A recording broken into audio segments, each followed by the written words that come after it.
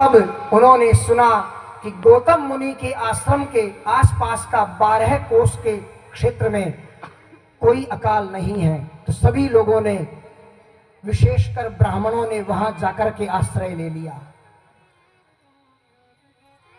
ब्राह्मणों को आया देखकर गौतम मुनि ने उनके चरणों की पूजा की और कहा, अरे मुझ दास पर इतना भरोसा किया है, मेरा सौभाग्य है, आप यहाँ विराजिए, मुझे भोजन मिलेगा तो पहले भोजन आपका होगा। अब तो महाराज लाखों की संख्या में लोग आने लगे।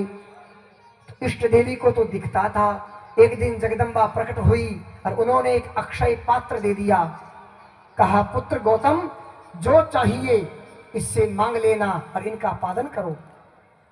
महाराज गौतम मुनि ने उनका पालन किया।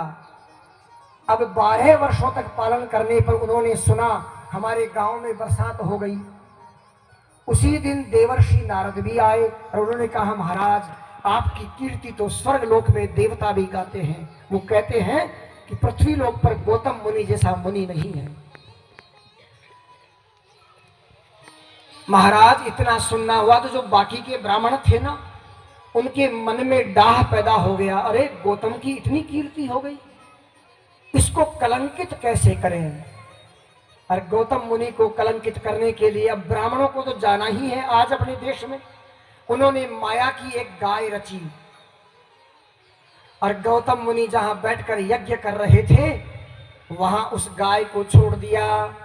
वो गाय आगे धीरे धीरे बढ़कर के गौतम मुनि के हवनीय द्रव्य को खाने लगी।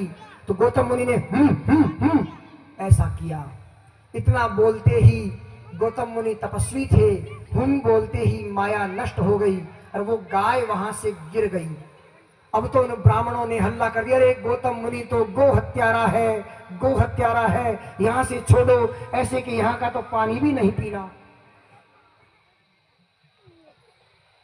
गौतम मुनि का मन बड़ा दुखी हुआ।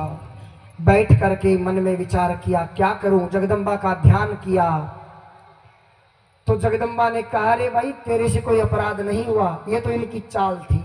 अब तो गौतम मुनि को क्रोध आ गया। उन्होंने कहा, रे मूर्ख ब्राह्मणों, जाओ मैं तुम्हें श्राप देता हूं, तुम वेद विद्या विहीन हो जाओगे, तुम्हारे घरों में प्रत्येक दिन कलह बनी रहेगी। अब ब्राह्मणों ने चरण पकड़े, महाराज क्षमा कर दो। कहा, भाई ये श्राप कृष्णावतार पर्यंत लागू रहेगा, उसके बाद में तुम कलयुग में पुनः प्रकट होोगे, ब्राह्मण बन के ही आओगे। जिन घरों में